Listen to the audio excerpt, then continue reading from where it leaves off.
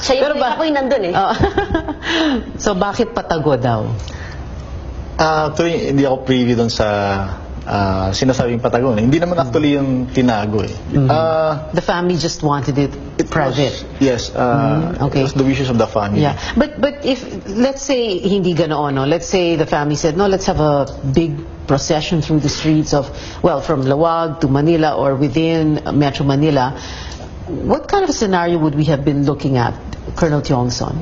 I mean, you're in the security and defense establishment. Tell us what you could see. Well, we have considered that during our preparations. Yung order naman po sa amin galing sa high headquarters, hindi naman po na-revoke yun. Na-stop lang po yun nung nagkaroon ng status quo anti-order yung Supreme Court. Yeah.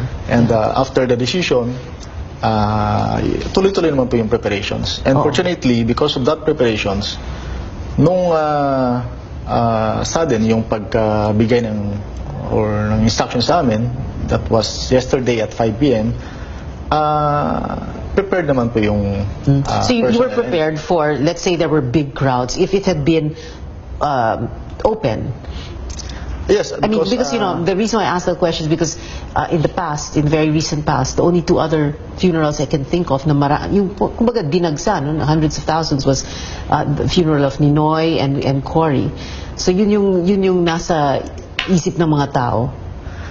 Because before the status quo anti-order, nagkaroon naman po ng coordination with our counterpart from the PNP regarding the security, crowd control, and other planning. Okay, I can see you'd rather not answer the question, but